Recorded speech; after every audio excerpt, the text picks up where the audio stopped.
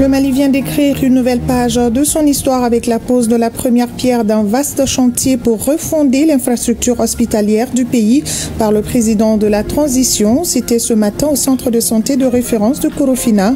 Le chef de l'État met ainsi en œuvre l'une des recommandations des États généraux de la santé. Les cours ont repris ce lundi 10 novembre après 2 semaines de suspension à cause de la crise de carburant. Le ministre de l'Éducation nationale s'est rendu sur le terrain pour un constat. Les responsables de l'éducation promettent de tout mettre en œuvre pour rattraper le temps perdu. Célébration de la Journée nationale des autorités et légitimités traditionnelles demain 11 novembre. À la veille de cette date importante pour le Mali, le ministre en charge de la culture a rappelé le rôle combien important de ces autorités et légitimités. Vous l'entendrez au cours de cette édition. Demain aussi, Bamako Expo 2025 ouvre ses portes au parc des expositions de Bamako, un salon qui met en avant la sécurité et la défense avec la collaboration de la Turquie. Ce rendez-vous consolidera davantage la coopération entre le Mali et la Turquie sur le plan sécuritaire. Ces dernières années, notre pays a acquis beaucoup d'équipements militaires turcs. La pneumonie, Focus Santé s'y intéresse ce soir, une maladie qui se manifeste par une toux, une douleur à la poitrine ou une difficulté à respirer. Pour la prévention, une bonne hygiène de vie ou la vaccination s'impose. Voilà pour le sommaire, le développement incessamment. Mesdames, Messieurs, bonsoir et bienvenue dans la grande édition de ORTM 1. Tout d'abord, et en images, montée des couleurs à Koulouba ce lundi 10 novembre en présence du chef de l'État, le général d'armée Assimi Goïta et du personnel de la présidence. Une tradition respectée encore une fois ce premier lundi du mois. Un symbole fort de l'unité nationale et de l'affirmation de la souveraineté du Mali.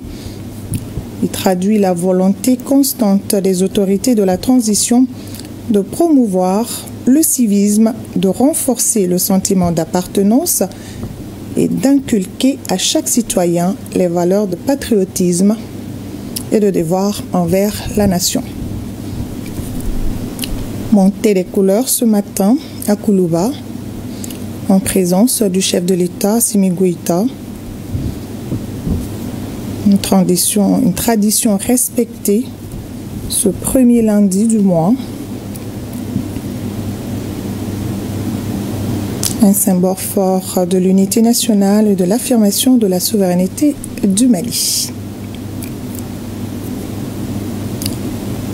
C'était ce matin au palais présidentiel de Koulouba.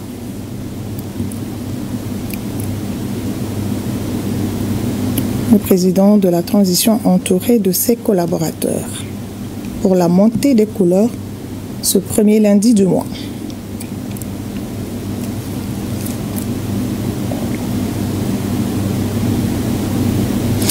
Après la montée des couleurs à Koulouba, le président de la transition s'est rendu à Korofina, je le disais en titre. Le général d'armée Assimi Goïta a lancé au centre de santé de référence de Korofina un vaste chantier pour refonder l'infrastructure hospitalière du pays. Une des recommandations issues des États généraux de la santé, 15 nouveaux projets d'hôpitaux verront le jour à travers le Mali dans le cadre du programme présidentiel d'urgence. Ces établissements sont appelés à transformer le paysage sanitaire malien. Pour le président Goïta, il est important et même primordial de rapprocher les soins des populations et garantir un accès équitable à des services de santé de qualité. Le dit projet a été intégralement financé sur budget national. Garibou Pérou, Adaman Kamara, Tchédié Kamara y était pour ORTM 1.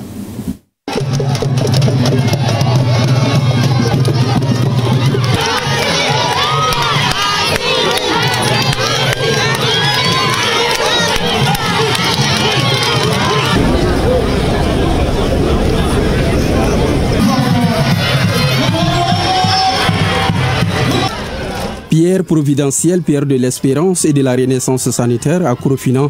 C'est un geste à haute portée que vient d'accomplir le général d'armée Assimi Goïta, président de la transition.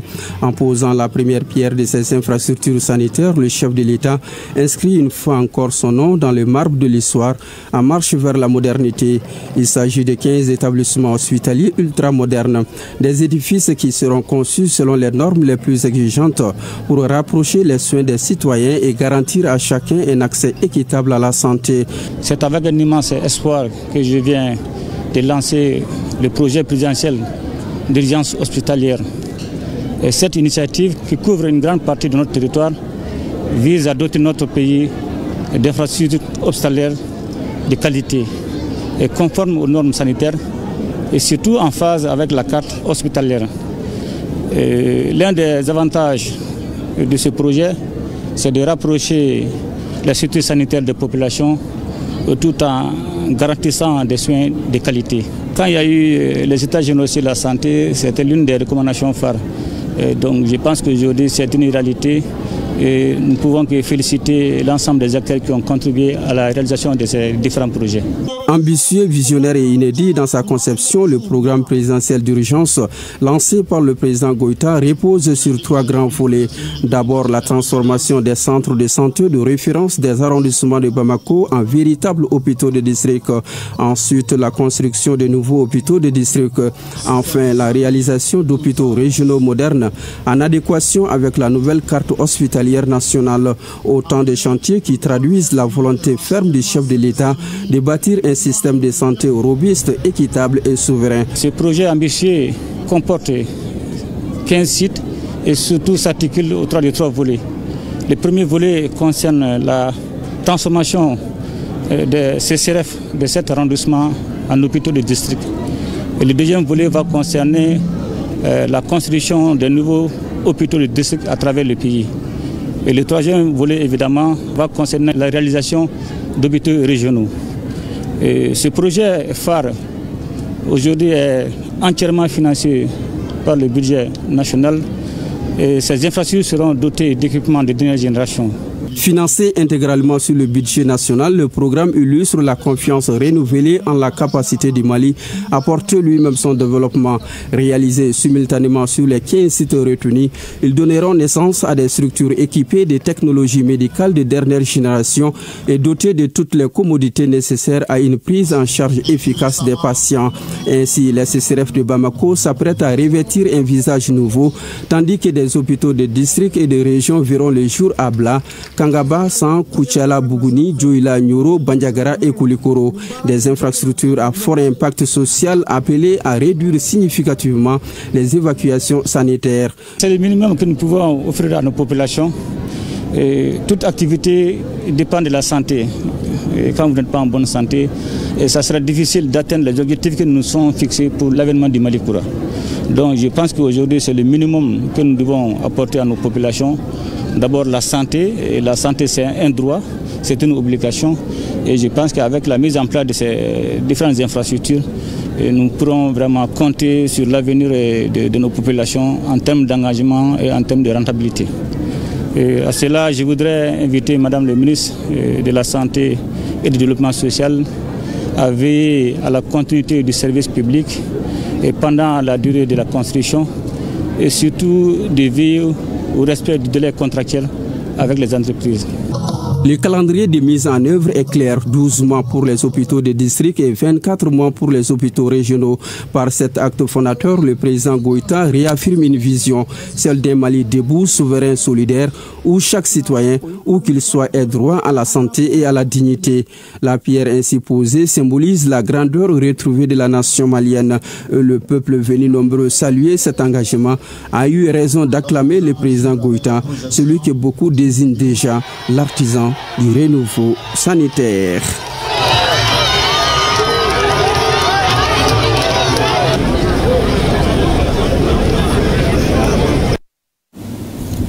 Voilà, ça a été dit. Cette initiative présidentielle des 15 hôpitaux au Mali inclut aussi la transformation des centres de santé de référence des arrondissements de Bamako en hôpitaux du district, la construction de nouveaux hôpitaux du district à Bla et Kangaba, ainsi que la réalisation des hôpitaux régionaux dans les régions de San, Kuchala, Bougouni, Djoila, Nyoro, Banyangara et Koulikoro.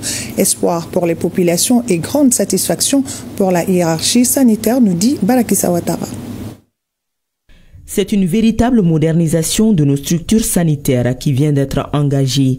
Le projet présidentiel d'urgence des hôpitaux, lancé par le président de la transition, le général d'armée Assimi Goïta, vient renforcer davantage le maillage sanitaire, rapprocher les soins de santé de qualité aux populations et par la suite réduire les évacuations sanitaires. L'ambitieux projet prend son envol en commune 1 du district de Bamako. Nous vous remercions pour le choix porté sur notre commune pour non seulement la transformation de notre centre de santé de référence en hôpital de district, mais aussi pour habiliter cet événement exceptionnel porté d'espérance et d'espoir. La réalisation des travaux permettra d'adapter l'offre de la santé à la demande pour le CSRF de la commune 1 qui couvre une superficie de 34 km² d'une population de 543 371 habitants avec une moyenne de 372 consultations par jour. Les hôpitaux régionaux seront ultra-modernes avec une grande capacité d'hospitalisation. L'ensemble des CCRF du district de Bamako renaîtront sous un nouveau visage, devenant des hôpitaux de district avec un renforcement de leur capacité d'accueil et de prise en charge spécialisée. Ces hôpitaux seront dotés de toutes les commodités nécessaires pour faire face aux urgences, aux consultations et aux interventions chirurgicales. Le présent projet présidentiel d'urgence va certainement améliorer les conditions de prise en charge de la santé de nos populations et marque le début des travaux de construction de plusieurs infrastructures sanitaires à l'échelle du pays. Il s'agit de transformer les centres de référence des arrondissements de Bamako en hôpitaux de district, de construire de nouveaux hôpitaux de district à Bla et à Kangaba, de réaliser des hôpitaux régionaux dans les régions de San, Kuchala, Bougouni, Djoila, Nyoro du Sahel, Banyangara et Koulikoro. Ces nouveaux joyaux architecturaux intégreront les exigences de la carte hospitalière ainsi que les grandes orientations en matière de conception d'infrastructures sanitaires modernes. Pour les hôpitaux du district du 1er arrondissement et du 6e arrondissement de Bamako, en raison de leur position stratégique, une unité d'hémodialyse sera construite, chose qui pourrait alléger considérablement la liste des patients insuffisants rénaux. Ces différentes infrastructures dont les travaux sont prévus pour 12 mois pour les hôpitaux de district et 24 mois pour les hôpitaux régionaux seront des symboles et des témoignages de la volonté manifeste du gouvernement de rapprocher les soins de santé de qualité aux populations. Ces hôpitaux sont donc le symbole d'une promesse tenue, celle d'un Mali où chaque vie compte et où la santé demeure un pilier essentiel du développement humain. De la santé, nous passons à la sécurité. Le chef secteur 3 de l'opération Dougou-Koloko a effectué une visite d'autorité au poste de sécurité de Soumpi le samedi 8 novembre. Une visite pour remonter le moral de la troupe, prodiguer des conseils après l'attaque barbare et lâche de JNIM et de FLA. Une attaque qui s'est soldée par la neutralisation de plusieurs terroristes et des matériels récupérés par les femmes à reportage Najim Baba Sissé et Alou Koulibaly. Le vendredi 7 novembre, le camp de Soumpi dans le cercle de Niafunke a été la cible d'une attaque terroriste menée conjointement par des éléments du JNIM et du FLA qui ambitionnaient de prendre le contrôle du camp. Grâce à la détermination et au professionnalisme des éléments des forces de défense et de sécurité, l'ennemi a été mis en déroute après de violents combats. Les hommes du poste de Soumpi ont accompli un travail remarquable, salué par la hiérarchie. Ce qui m'anime vraiment, c'est un sentiment de confiance, un sentiment de fierté. Parce que ce que j'ai vu m'a vraiment permis de comprendre que les jeunes soldats qui se sont battus avec moi ont mis le Mali au-dessus de tout. Nous nous battons pour une cause noble et juste. Le Mali est ce que nous avons de plus précieux. Et cette guerre-là contre le terrorisme, nous n'avons pas d'autre choix que de la remporter. Le chef du secteur 3 de l'opération Dougou Koloko, personnellement venu remonter le moral des troupes et féliciter les éléments, s'est réjoui de leur engagement, de leur bravoure dans la conduite des opérations. Je suis venu d'abord me recueillir devant la tombe de nos braves soldats, de nos martyrs qui sont tombés, pour que cette visite soit aujourd'hui.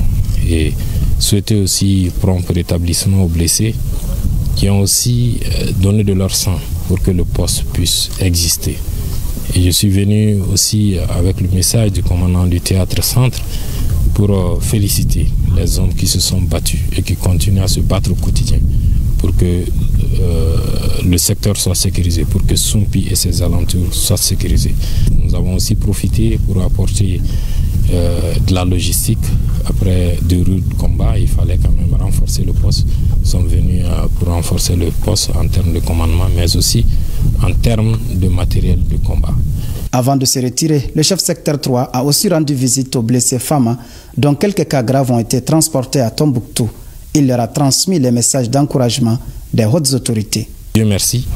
Et nous avons juste quelques cas graves. Sinon, le reste, ils vont sortir très prochainement de l'infirmerie pour rejoindre le poste et continuer à faire le combat. Donc nous avons des hommes prêts, déterminés à défendre la patrie, des hommes qui sont prêts à léguer le Mali tel que nous l'avons reçu.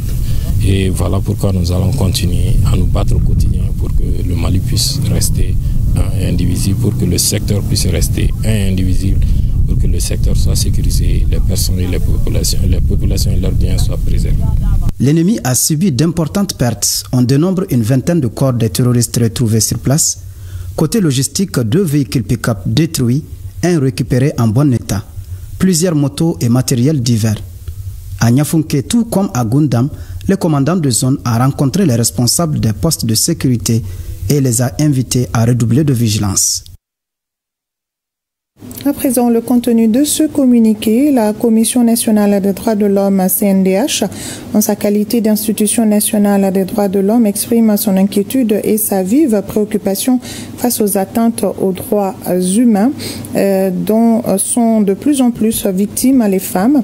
La CNDH a appris avec stupeur l'assassinat de la TikTokeuse Mariam Sissé le 7 novembre 2025 à Tonka, région de Tombouctou. Elle condamne cet acte ignoble et toutes les autres atteintes à l'intégrité physique dont sont victimes des femmes sur certains axes routiers. La CNDH exhorte les populations à plus de collaboration avec les forces armées maliennes, FAMA, réitère son soutien aux FAMA dans la lutte contre le terrorisme, dans le strict respect des droits de l'homme et du droit international humain. On en vient à un autre titre de ce journal. Bamako Expo 2025, BAMEX 25 s'ouvre demain. Bamako devient la capitale africaine de la sécurité et de la défense, juste le temps de ce grand rendez-vous.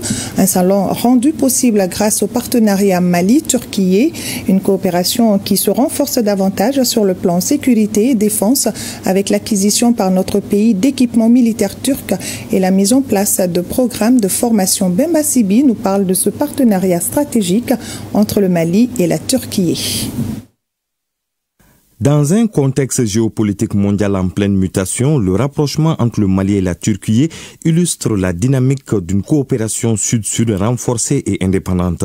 Les 2 États partagent une même vision, à savoir le respect de la souveraineté nationale et le refus de l'ingérence étrangère. Les relations entre le Mali et la Turquie reposent surtout sur la confiance, la solidarité et le partenariat gagnant-gagnant. Un partenariat multiforme qui est d'abord politique et diplomatique. La Turquie, sur le plan politique, a toujours soutenu le Mali, a toujours défendu les points de vue du Mali dans les instances internationales. Et sur le plan culturel également, éducation et culture, la Turquie accompagne beaucoup le Mali. Vous avez vu les écoles Marouf à Bamako. C'est des écoles qui produisent d'excellente qualité pédagogique. Vous avez vu également le nombre de bourses que la Turquie accorde chaque année aux jeunes étudiants maliens. La relation Turquie-Mali, c'est une coopération gagnant-gagnant, un exemple de coopération sud-sud qui doit inspirer bien de pays africains. Les échanges économiques et commerciaux entre les deux pays s'intensifient. De plus en plus, des entreprises turques sont actives dans les secteurs du bâtiment, de l'énergie, des infrastructures et du commerce au Mali. Une dynamique portée par la compagnie Turkish Airlines qui relie Bamako à Istanbul. Depuis 2012, la Turquie se caractérise par un soutien réel au Mali en matière de défense et de sécurité. La Turquie a toujours accompagné le Mali en termes de formation, en termes de transfert de compétences, en termes de vente de matériel de défense et de sécurité. Et il y a d'ailleurs un accord de défense qui lie la Turquie et le Mali depuis 2015. Il va falloir à cette occasion, puisque les plus hautes autorités de la défense turque sont là, il va falloir revivifier ce cadre de coopération de défense. Et aujourd'hui, nous avons BAMEX. C'est un cas vraiment concret. 15 sociétés turques qui sont là pour exposer leur savoir-faire, les innovations de pointe en matière de défense et de sécurité. La tenue du BAMEX 25 renforce donc la dynamique en cours entre Bamako et Ankara, une dynamique qui tend vers une coopération triangulaire entre la Turquie, le Mali et d'autres pays africains de l'Alliance des États du Sahel. À travers leur coopération, le Mali et la Turquie démontrent qu'il est possible de renforcer la coopération internationale hors des schémas de domination au service de la paix, de la sécurité et du progrès. Et vous pourrez suivre un JT spécial sur BAMEX 2025. Après ce journal, une présentation de Sira Bachili. L'actualité, c'est aussi la reprise des cours ce lundi 10 novembre. Après 2 semaines de suspension suite à la crise de carburant, les cours ont repris ce lundi sur toute l'étendue du territoire national. Dans le district de Bamako, tout comme dans les 19 régions du pays, élèves, étudiants, enseignants et professeurs promettent de se mettre à la tâche pour rattraper le temps perdu. Le ministre de l'Éducation nationale était au groupe scolaire Mamadou Diarra 2 de Medina Koura pour le constat. Compte rendu Fadeba Keita. Élèves et enseignants en venant en aussi grand nombre au groupe scolaire Mamadou Diarra de Medina Koura de l'Académie d'enseignement rive gauche du district de Bamako entrevoient la fin progressive de la pénurie de carburant qui a occasionné les 2 semaines de suspension des cours. Dans les classes, les encadreurs sont à la tâche. Le ministre de l'Éducation nationale se joint aux formateurs, apprenants, parents d'élèves, partenaires et autorités scolaires pour afficher son optimisme. La reprise elle est effective ce matin. Les salles, les tables bancs ont refusé du monde, j'allais dire. Les élèves sont venus en rang serré. Les écoliers ont repris le chemin de l'école. La situation, elle s'améliore. Certes, on avait été perturbé, mais des mesures fortes ont été prises pour que cette perturbation soit surmontée. Elle l'a été. Nous reprenons au niveau, en tout cas, de l'école, ce matin, les activités éducatives. Les classes, les élèves ont répondu présents, massivement présents.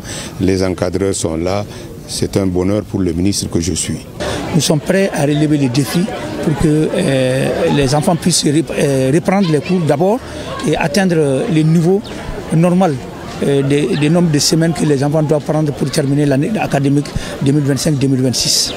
Elle est fortement présente, la rentrée, partout sur le territoire national.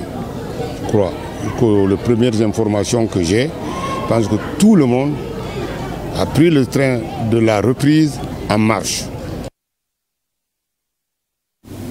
Les autorités de la transition mettent tout en œuvre pour un bon approvisionnement du pays en carburant. Eh bien, le constat est satisfaisant ces derniers jours et Bamako reprend son rythme normal.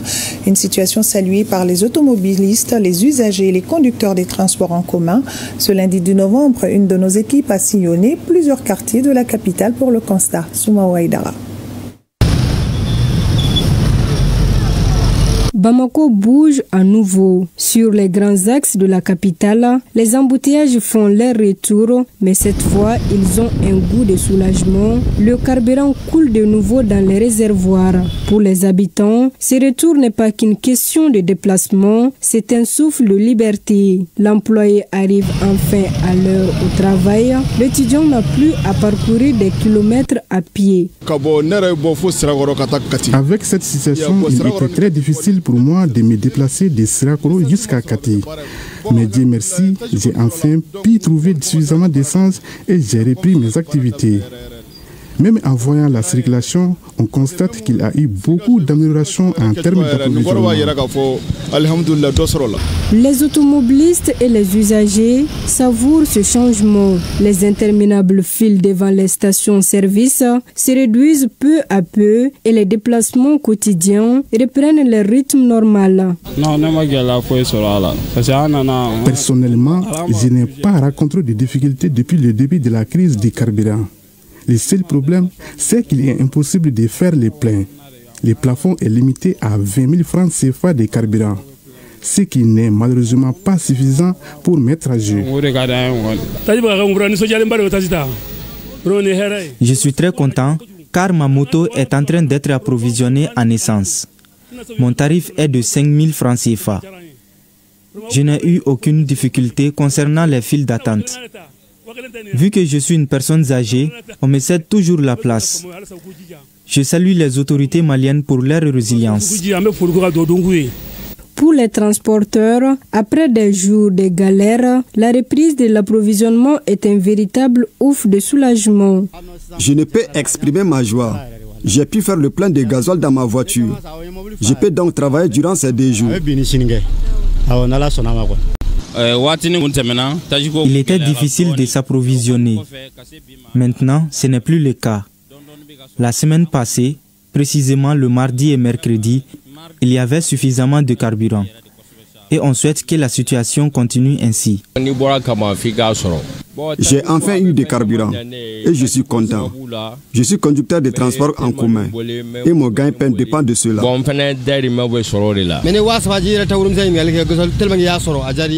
L'autre jour, je suis passé devant une station-service et j'ai pu avoir du gasoil en seulement 2 heures d'attente.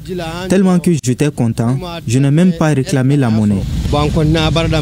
Plusieurs pompistes confirment une reprise normale, signe que la ville commence à respirer de nouveau. La situation s'est nettement améliorée. Ce n'est plus comme avant, car il y a suffisamment de carburant. Même les clients le confirment. Avant, ils passaient la nuit. Mais en seulement 1 heure, ils repartent avec le précieux sésame.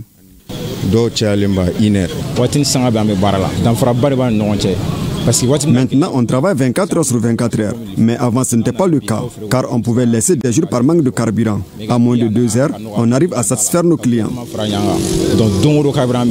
Entre klaxons, rire des passagers et flux de circulation retrouvés, Bamako reprend son visage habituel, celui d'une capitale animée, vibrante et résiliente qui avance malgré les défis. Tout à fait, Soumao. Et à Koulikoro, le gouverneur, le colonel Lamine Kapori Sanogo, suit également l'approvisionnement en hydrocarbures dans sa région.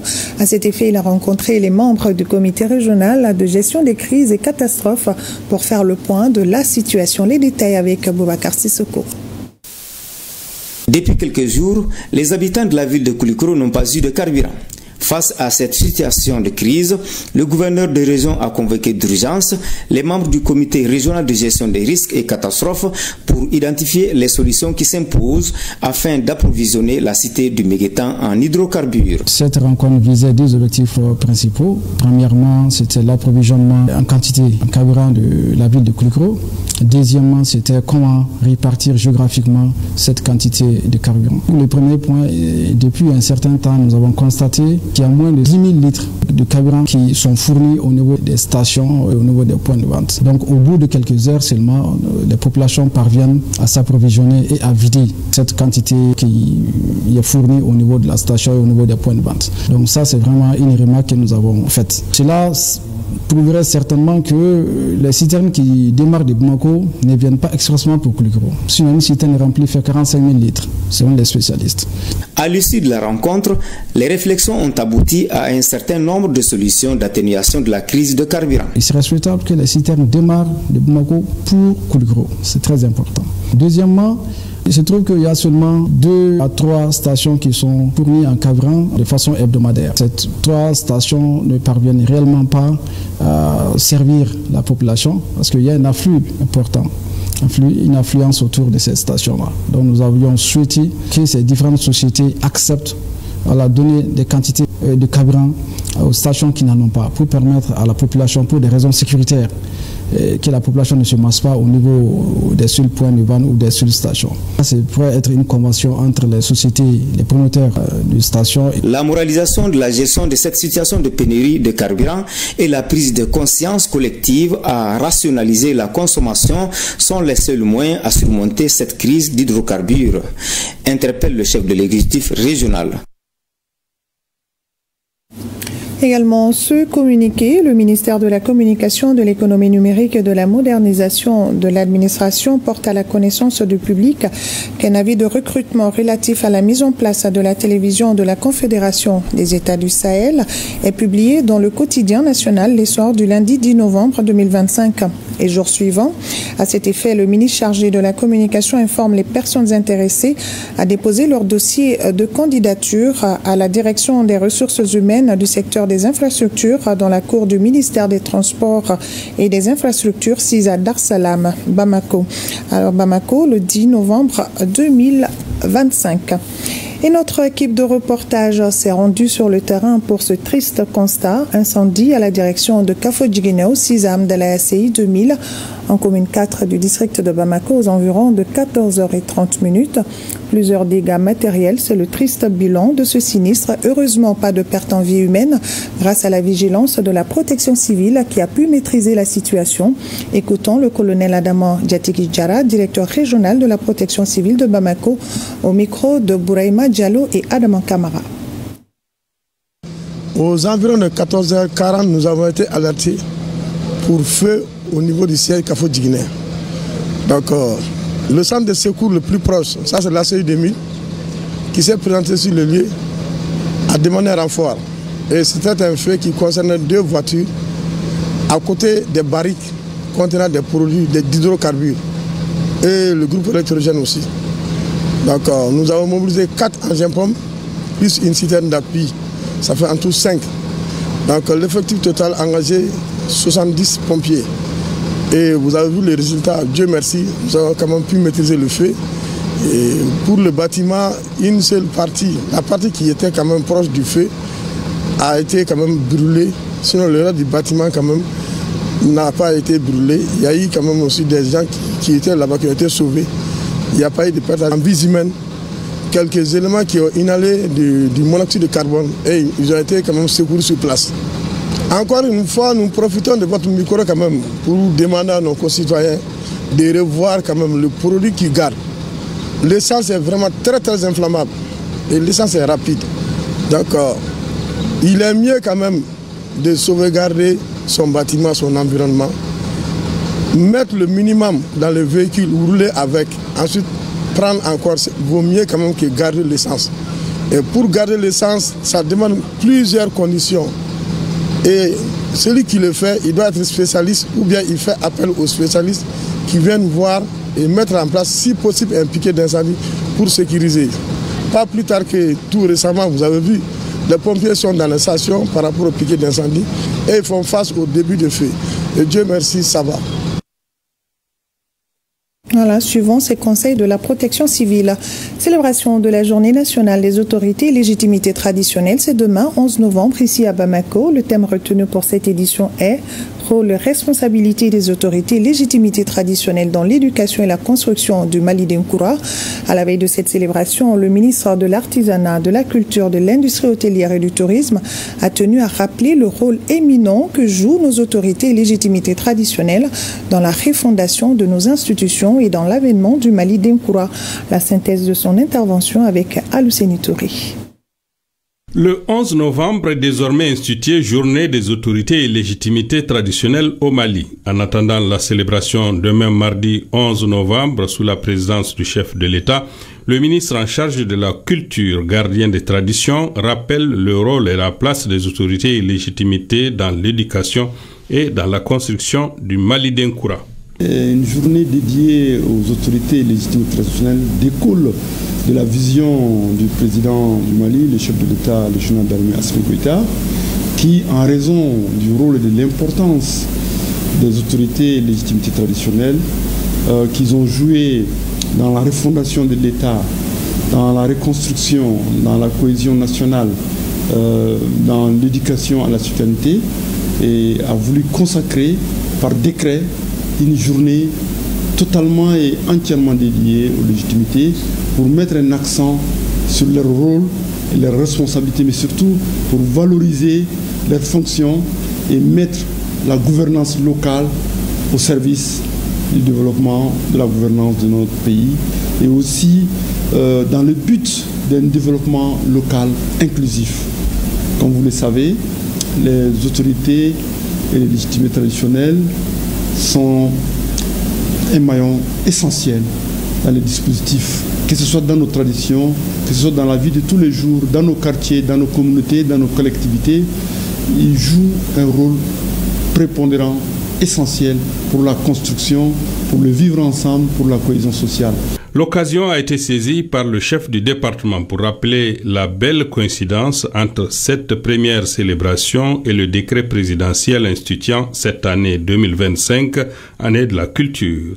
Une opportunité pour rappeler à tous la nécessité de bâtir ensemble le nouveau Mali. Le rôle et la responsabilité des autorités traditionnelles et des légitimités, ce thème n'est pas fortuit parce que le président du Mali, dans sa déclaration annuelle en 2024, a décidé de décréter l'année 2025, l'année de la culture du Mali. Il a initié un programme présidentiel de développement culturel, touristique et de l'artisanat, appelé programme triennal Mali d'Incroix.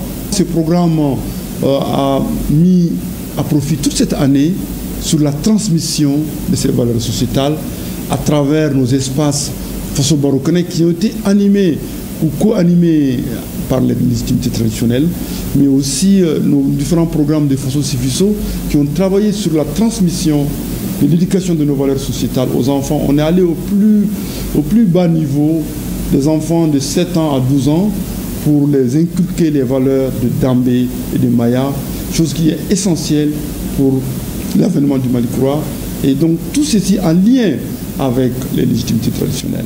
Cette célébration va désormais compter dans l'agenda culturel malien comme un moment de communion entre tous les Maliens dans un esprit constructif, car réunissant les représentants de toutes les franges socio-géographiques de notre pays. Voilà, donc célébration de la journée nationale des autorités et légitimités traditionnelles, c'est demain 11 novembre. Et Koutiala est déjà dans les préparatifs du 11 novembre, journée nationale des autorités et légitimités traditionnelles. Pour la circonstance, les réunions se tiennent dans les vestibules, perçus comme des temples du savoir-faire et du savoir-être des Maliens. Les garants de la tradition se disent engagés à soutenir les autorités de la transition pour la construction du Mali d'Incroix. ORTM Koutiala, Brahima Kone et Amadou Dolo. Les autorités et légitimités traditionnelles de Koutiala s'apprêtent à fêter le 11 novembre, journée dédiée à elles. Mobilisés et unis comme un seul homme, ces dépositaires des pratiques et traditions culturelles se retrouvent de façon régulière pour la circonstance dans les vestibules, lieux chargés d'histoire. Je sais que depuis nos ancêtres jusqu'à maintenant, le vestibule constitue un bâtiment d'abord d'hospitalité, qui signifie l'hospitalité de la famille. Toute grande famille chez nous avait un vestibule. Nous sommes ici au Djaouanatikela de Koutiala. Ce joyau architectural a été construit par Feu Elaï Sidiki Ouattara, à l'époque chef de canton de Koutiala, et a été classé patrimoine culturel national le 14 octobre 2004. Quand on veut trancher un différend entre des villages, entre des personnes, on veut réconcilier mari et femme, c'est dans ce même vestibule que les choses se passent. Le 11 novembre est une occasion de faire un rétrospectif sur les actions menées par les autorités et légitimités traditionnelles qui permettent de cristalliser l'importance du passé à renforcer les liens sociaux et contribuer à la paix et au développement.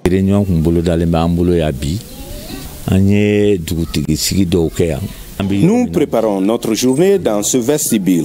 C'est le lieu de dire que de commun accord et en parfaite harmonie avec l'administration et la justice, nous avons géré des conflits liés au foncier et à la chefferie de certains villages. Autour du chef, il y a des marabouts, des Korodouba, des Dosso et des Nyamakala. Ainsi, les décisions ont toujours été collégiales et il n'y a pas eu d'appel après nos jugements.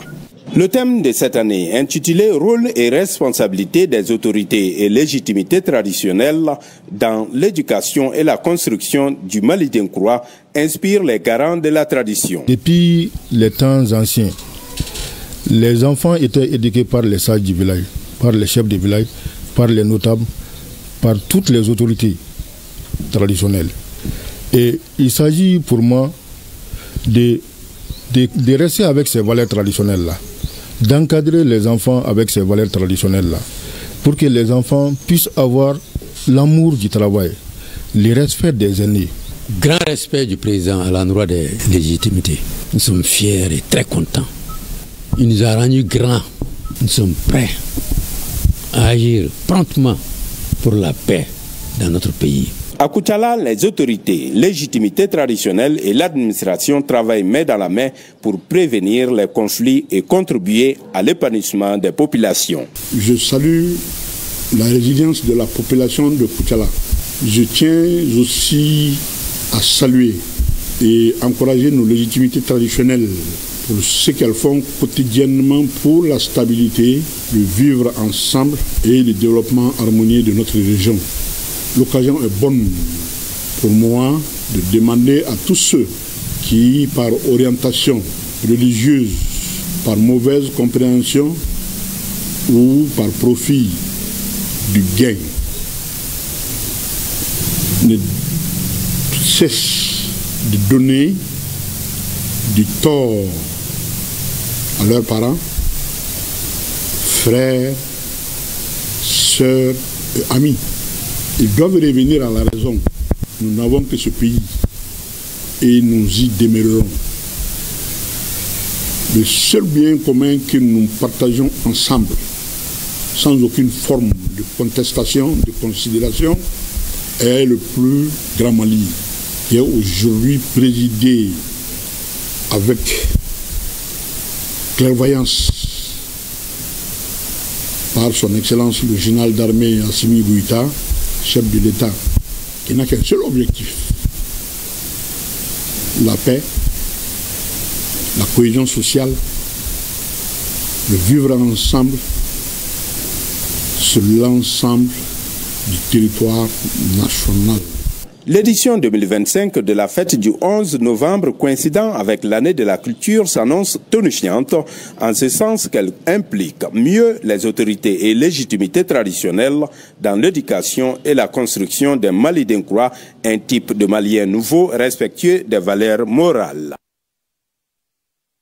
Même exercice à Sikasso, RTM Sikasso a tendu son micro au chef de quartier d'Amdalaï Sikasso qui salue la décision des autorités de la transition de dédier toute une journée aux légitimités traditionnelles. Pour l'occasion, il invite les Maliens à l'union sacrée derrière les autorités de la transition. Reportage Yoruba Ladjabate et Taïrou Konaté.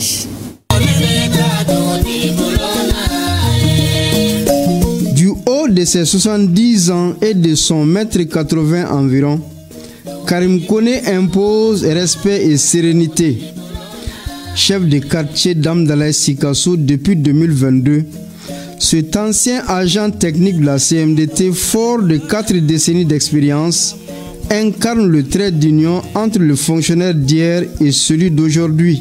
J'ai assumé la fonction de chef du secteur de base, qui est le premier échelon.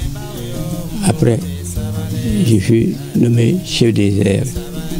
Et c'est en tant que chef des airs que j'ai pris ma retraite. Dans les années 70, les paysans n'étaient pas dessus comme avant. Nous avons passé par beaucoup de péripéties avant d'arriver à les convaincre. Parce que, dites-vous qu'en 70, je me souviens, on pouvait mettre une charrue dans la Land Rover du chef du secteur, faire toute la journée chercher un preneur sans en avoir aucun. Et ça a crédit, on donne un crédit sans avance. La différence est énorme Parce que avant, nous étions des esclaves des paysans. Aujourd'hui, ce sont les paysans qui sont esclaves de l'encadrement.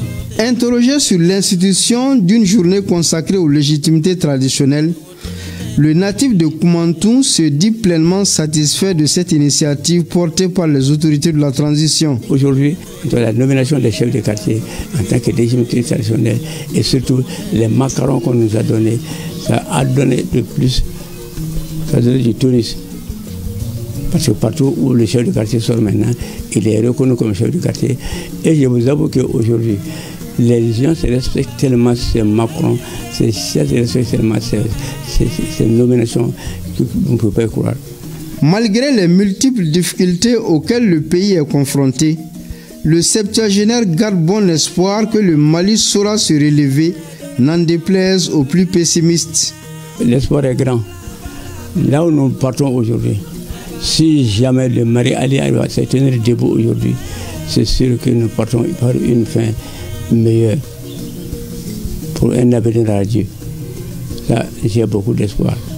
Notre interlocuteur salue la voie tracée par les autorités de la transition et les encourage à poursuivre leurs efforts dans cette dynamique positive. Mon message, c'est de suivre l'œuvre qu'ils ont entreprise, que rien ne les déroute. Inch'Allah, ils y parviendront tant qu'ils ne divagueront pas, tant qu'ils ne modifieront pas des trajectoires. Je suis sûr et certain qu'ils y parviendront. Malgré le poids de l'âge et une santé fragile, le chef de quartier d'Amdalaï a confiance en l'avenir de ce pays et invite les Maliens à l'union sacrée autour des autorités de la transition.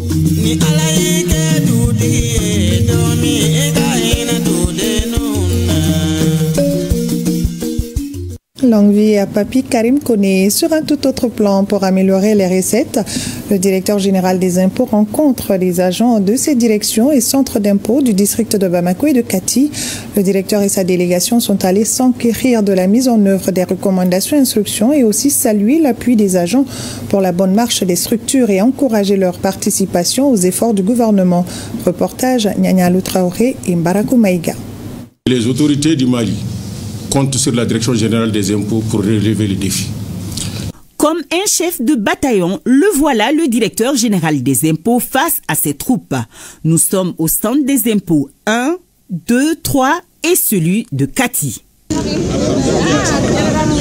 De Korofina Nord à l'hippodrome, en passant par Dar Salam à Kati, le message est simple et clair. Atteindre la somme de 1387 milliards de francs CFA d'ici le 31 décembre, date qui marque la fin de l'exercice comptable de l'année 2025 pour le budget d'État. Et pour les avoirs, le directeur Amadou Djankafal retrousse ses manches et galvanise ses agents. On nous a fixé un objectif de la loi des finances que nous devrons atteindre forcément au 31 décembre. Ces objectifs de recettes sont liés des dépenses aussi de l'État. Et pour mobiliser le maximum de ressources, il faut trouver des agents engagés. Et c'est pourquoi nous sommes venus auprès de vous, pour vous dire qu'on s'était engagé pour pouvoir atteindre ces objectifs-là. Nous vous encourageons dans ce sens-là, puisque chacun a un rôle à jouer. L'administration dans son ensemble a un rôle de coordination. Et les services de production ont un rôle de mobilisation. L'un dans l'autre, nous pouvons vraiment relever les défis. Et aujourd'hui, le défi est immense, il est réel. C'est un défi de mobilisation des ressources pour toutes les dépenses que nous connaissons pour l'État. C'est aussi le lieu de vous féliciter par rapport à tout ce que vous avez pu faire depuis ces assises-là. Puisque déjà, les mois témoins, c'était le mois de septembre, nous avons vu vraiment l'évolution par rapport aux engagements qui ont été tenus. C'est dans les locaux de la Direction générale des grandes entreprises et celui des impôts du district que la délégation débute sa tournée. Il est 8h30. À l'issue des échanges, lors desquels le visiteur du jour fera comprendre le rôle important des impôts dans l'économie malienne, les deux directeurs réitèrent leur volonté à œuvrer pour une plus grande mobilisation des ressources. Si on tient compte de l'évolution actuelle des chiffres, donc nous avons tout l'espoir d'atteindre les objectifs de recettes avant le 31 décembre. Donc il faut aussi reconnaître qu'après les journées des 28 et 29, les recettes ont sérieusement évolué dans le bon sens. Nous espérons maintenir cette dynamique. Chez nous, la collecte des recettes, ça relève du classique, on le fait tous les jours. Mais compte tenu des réalités actuelles, on est obligé de serrer encore la ceinture, voilà, pour pouvoir faire le maximum d'ici la fin de l'année. La DID, la direction des impôts du district de Bamako, est un peu en avance par rapport à l'année dernière. Parce que nous avons quand même une prévision, il faut le rappeler, de 184 milliards de francs CFA. Et par rapport à l'année dernière, à la même période, on était à 122 milliards de recouvrement. Et à la date d'aujourd'hui, nous sommes à 149 milliards de recouvrement. Donc pour vous dire que l'espoir est permis et nous allons y atteler, nous serons au rendez-vous pour atteindre les prévisions des 184 milliards, s'il plaît à Dieu, au 31 décembre 2025. Un engagement soutenu par les agents sur le terrain, visiblement mobilisés pour la cause nationale. Danaya kelendorandi ni jamana dara anw ka ɲɛmɔgɔ la anw ka ɲɛmɔgɔ fɛnɛ dalen no anw na surtout an minnu bɛ terrain kan baara in fanga bɛ anw de bolo ka sɔrɔ ka se sanfɛ n'Ala ka jɛ an bɛ baara in kɛ an sago la ka baara in kɛ ni cheffu hakilina ye ka baara in kɛ ni cheffu miirina ye ka baara in kɛ ni cheffu kungilenna ye n'Ala ka jɛ o tɛ tigɛ an fɛnɛ na. Nous les femmes des impôts nous sommes engagées auprès des autorités maliennes pour l'atteinte des objectifs assignés. Les autorités peuvent compter sur nous. Nous sommes très heureux de rencontrer notre directeur aujourd'hui et son staff. Cap sur la ville garnison de Kati, aux environs de midi. Le 10 centre est défini comme un des maillons essentiels de la structure pourvoyeuse de ressources pour l'État. Kati constitue un centre stratégique pour nous. Pratiquement les centres de Kati entourent carrément toute la ville de Bamako, donc il y a de la matière imposable à ce niveau. Nous disons tout simplement aux agents de Kati d'élaborer toutes les stratégies nécessaires pour pouvoir recouvrer le maximum de ressources dans ce centre. C'est ici, à Kati, que prend fin la première étape de la tournée du directeur général des impôts. Amadou Djanka Fall, confiant et rassuré de l'engagement de ses collaborateurs, poursuivra ses rencontres ce mardi à travers la ville de Bamako.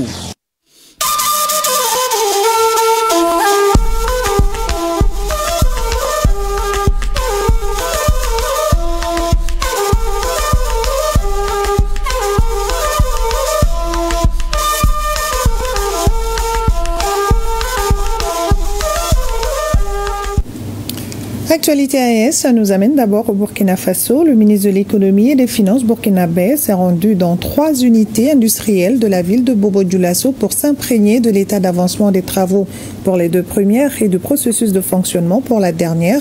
Les unités industrielles visitées permettront la transformation des produits locaux. Kadou Romenki de la RTB. Burkina Cajou, une unité industrielle spécialisée dans la transformation de la noix de cajou. Cette unité a une capacité d'environ 75 000 tonnes. Et pour le ministre de l'économie et des finances, elle peut apporter beaucoup dans la chaîne des valeurs de la noix de cajou. Après Burkina Cajou, cap est mis sur 2 autres unités industrielles. Nous avons fait également un tour à Nafaso et qui va au-delà de la production de semences améliorées pour également se lancer dans une usine de transformation, de décortiquage du riz qui est en cours de construction. Nous avons également encouragé les promoteurs à accélérer les travaux de sorte à ce que l'unité puisse être opérationnelle le plus tôt possible pour contribuer à l'offensive agroalimentaire, agro-pastorale et halieutique, notamment par le décortiquage du riz. Alors ici, nous sommes au niveau d'une petite unité qui originellement travaille sur la transformation donc, des mangues, notamment une unité de séchage de mangues. Au sortir de cette visite, c'est un ministre satisfait de la diversité et de l'innovation. L'idée, c'est de dire aussi que nous ne sommes pas juste là pour soutenir les grandes unités. Il y a aussi les petites unités qu'il faut encourager. Donc, nous sommes très satisfaits de la visite. Nous encourageons tous les promoteurs et nous nous engageons à continuer à les soutenir. Ces 3 unités industrielles qui reçoivent ici la visite du ministre sont toutes bénéficiaires du Fonds burkinabé de développement économique et social. Recevoir les ministres montre que ce que nous faisons est vraiment part au-delà même de Bobo-Dioulasso jusqu'à Ouara. jusqu'à le ministre se déplace pour venir nous rendre visite. Voilà, on est vraiment content de cela. Nous sommes lancés vraiment dans la transformation pour diminuer l'importation du riz. Donc avec le soutien de l'État, le soutien de l'initiative présidentielle et l'offensive agro-silvopastorale, ils ont demandé à ce que des opérateurs rentrent vraiment dans la transformation du riz. Et nous avons l'avantage d'être producteurs et transformateurs.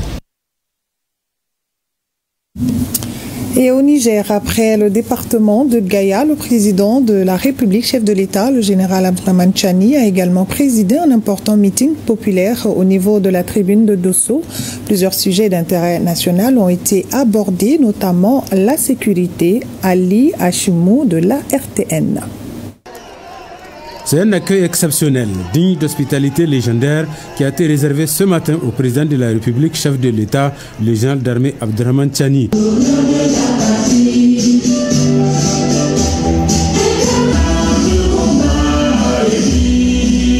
Dans leur mot de bienvenue, l'administrateur délégué de Dosso, Ibrahim Moussa Kouré, et le préfet de Dosso, le commandant Boubacar Alishina, ont réaffirmé haut et fort l'attachement des 20 populations du département de Dosso. Votre présence parmi nous est un signe de votre engagement envers notre population qui, par ma voix, est ravie de vous recevoir ici, dans cette belle cité de Koy.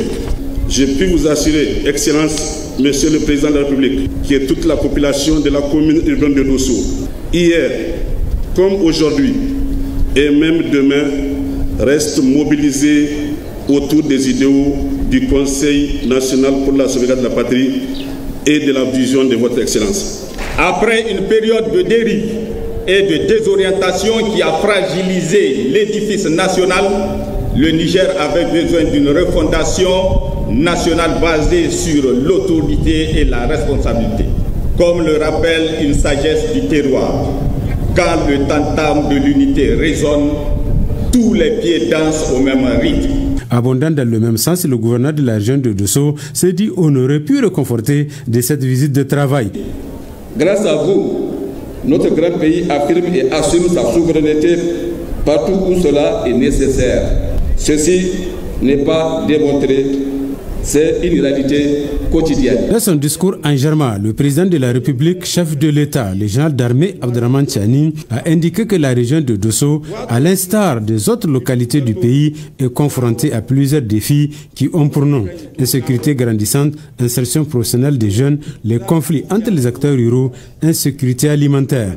Concernant le problème de conflits entre agriculteurs et éleveurs, des dispositions pratiques concrètes ont été prises par les autorités administratives de concert avec les chefs traditionnels pour mettre fin. S'agissant de l'insécurité, le président de la République, chef de l'État, le général d'armée Abdraman Chani, a rappelé avant l'avènement du 26 juillet 2023 que le pays était confronté à de multiples atrocités, des attaques ayant occasionné des morts d'hommes, surtout dans les rangs de nos FDS. C'est le cas à Inates, China Godeur, Tongo Tongo, avec la complicité des ennemis de la nation.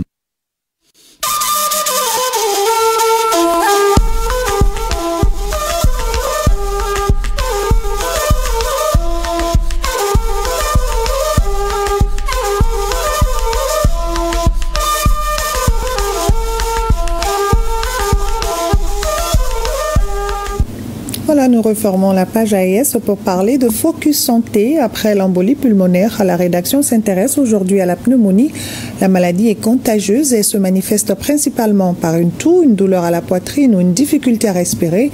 Se faire vacciner et avoir une bonne hygiène de vie sont les mesures de prévention contre cette infection pulmonaire. Focus Santé, Koumba Sissé et Alkaou Traoré. Les nourrissons, les personnes âgées et celles atteintes de maladies chroniques sont majoritairement touchées par la pneumonie. Cette infection des poumons peut être grave et rendre la respiration difficile. Elle se manifeste par d'autres symptômes comme la toux ou la douleur à la poitrine. La pneumonie, c'est une maladie infectieuse qui touche précisément le parenchyme pulmonaire. Il y a la pneumonie bactérienne, il y a la pneumonie virale aussi, comme la maladie à coronavirus. Donc, en fonction de l'étendue de la lésion, le sujet peut avoir des difficultés respiratoires. Il y a aussi la douleur, une douleur à type de point de côté et en fonction de la localisation de la légion pulmonaire. Les diagnostics de la pneumonie reposent sur les arguments cliniques et radiologiques, et aussi l'examen bactériologique des crachats ou encore les hémocultures. Mais dans certaines situations, on n'arrive pas à isoler les germes. Le traitement de la pneumonie est établi en fonction de la cause et de la gravité de l'infection. Sa durée est variable. S'il n'y a pas de facteur de gravité en dessous, en une semaine, on traite et on guérit la pneumonie. Mais dans certaines situations, on peut être amené à prolonger les traitements antibiotiques pendant 14 jours, pendant 21 jours et souvent même on peut aller jusqu'à 6 semaines de traitement antibiotique. Si cette infection pulmonaire s'aggrave, le pus peut se former dans le poumon du patient. D'autres techniques sont à envisager pour évacuer ce pus. Quand la personne tousse, la personne émet des sécrétions purulentes. Maintenant, souvent avec la kinésithérapie de drainage, donc on peut vraiment aider ces patients à évacuer le pus qui est là et à stériliser le foyer avec les antibiotiques. Dans certaines situations, on est amené à faire une fibroscopie bronchique. La fibroscopie, c'est un geste où on descend dans l'appareil respiratoire avec l'endoscope et on aspire le pus. Et dans certaines situations, l'abcès peut se rompre dans la cavité pleurale et donner un pyothorax. Et dans ces cas, on est obligé de mettre un drain thoracique pour évacuer le pus et en plus du traitement antibiotique. En plus de l'abcès, il y a aussi l'embolie qui peut être une complication de la pneumonie chez les sujets âgés avec la sédentarité. Maintenant, il y a des facteurs aussi qui peuvent aggraver les tableaux. Par exemple, quelqu'un qui fume, dont les poumons sont abîmés, touchés par les séquelles de la cigarette, et aussi peut faire les formes graves. Et parmi les signes de gravité, il y a souvent la confusion, la perturbation de la fonction rénale. Parfois, il y a une chute même de la tension. Ça peut mettre le sujet dans un état de coma. Et pourtant, certaines pratiques permettent de prévenir la pneumonie. Chez les enfants, actuellement, il y a la vaccination de routine où il y a des vaccins pour prévenir vraiment la pneumonie chez les enfants. Chez les sujets âgés qui ont des comorbidités, qui ont eu des antécédents pulmonaires, il est conseillé aussi de leur faire le vaccin contre la pneumonie. C'est un vaccin qui est disponible, qui est accessible et qu'on trouve vraiment dans les pharmacies. Et ce vaccin est fait tous les 5 ans. Et en plus de ça, il faut une bonne hygiène de vie. Les gens aussi qui font des infections pulmonaires, donc on leur conseille aussi de porter des masques pour ne pas contaminer les autres. Maladie contagieuse, la pneumonie se transmet par voie aérienne à travers des gouttelettes d'une personne infectée. Depuis un certain temps, l'on assiste à une vraie cabale médiatique contre le Mali et particulièrement Bamako, la capitale, de l'intoxication et de la manipulation médiatique orchestrée par certains ennemis du Mali pour faire croire que notre pays n'est pas fréquentable. Peine perdue pour ses ennemis, les Maliens démontrent tous les jours leur foi en l'avenir du pays et leur résilience. Bamako est bien là, debout et vibre au rythme des activités quotidiennes. Circuler, c'est tout le sens de l'édito que nous propose Sidiki Dombele ce soir. Bamako, c'est lundi 10 novembre 2025. La capitale malienne, dans toute sa splendeur, vit, respire et vit à l'image de toutes les grandes villes du monde. Ça grouille dans la circulation avec des bouchons par endroits, des élèves et étudiants qui ont repris les chemins de l'école, les commerces et les marchés bien animés, les salles de conférences et de spectacles ne désemplissent pas. Bref, Bamako respire à plein poumon. N'en déplaise aux détracteurs qui font croire que le ciel tombe sur la capitale malienne depuis un certain temps. Les communiqués des pays occidentaux invitant leurs ressortissants à quitter le Mali restent sans effet. C'est une cabale qui est lancée par de nombreux médias occidentaux pour discréditer notre pays. De la propagande pure et dure, et souvent avec la complicité de certains apatrides à la merci de l'ennemi. La question que l'on se pose est de savoir pourquoi donc toute cette cabale médiatique contre notre pays. Parce que simplement, Bamako, tout comme Niamey et Ouaga, a décidé de prendre son indépendance entière et totale, de se refonder, d'exploiter et de tirer profit de ses ressources minières, bref, de prendre son destin en main. Un fait dont se refusent à croire beaucoup de chancelleries occidentales et même certaines organisations sous-régionales. Sinon, comment comprendre le silence assourdissant de ces organisations promptes souvent à donner des leçons de vie aux autres, mais qui restent muettes face à ces problèmes de sécurité collective qui transcendent les frontières du terrorisme? C'est une évidence. Bamako et au-delà l'AIS constitue la dernière digue qui résiste à tous les assauts et empêche l'effondrement. La Mauritanie, le Sénégal, la Guinée et la Côte d'Ivoire partagent 4000 km de frontières avec notre pays. Et au-delà des aspects sécuritaires, les enjeux économiques avec les ports de Dakar, de Conakry, de Nouakchott et d'Abidjan constituent des motifs suffisants pour éviter l'effondrement de cette digue par les terroristes. Et comme le disait un analyste averti, cette chronique de la chute annoncée de Bamako est un problème de sécurité collective pour toute la sous-région, confirmant ainsi la sagesse de l'expression « quand la case du voisin brûle, arrose la tienne ». De toutes les façons, les Maliens ne sont pas dupes. Ils ont foi en l'avenir de leur pays et ont confiance en leurs autorités. Ils savent que les ennemis du Mali ne vont jamais croiser les bras. Ils mettront tout en œuvre pour pouvoir freiner l'élan souverainiste en cours dans l'espace AIS. Mais ce sera peine perdue.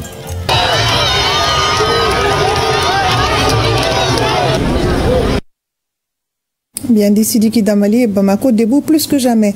Page nécrologique de cette édition. Dr Madiassa Maguiraga, ingénieur-chercheur, nous a quitté le dimanche 9 novembre 2025. Il a été le premier Africain à intégrer la NASA. À 82 ans, il laisse derrière lui une famille, des amis et des collaborateurs inconsolables.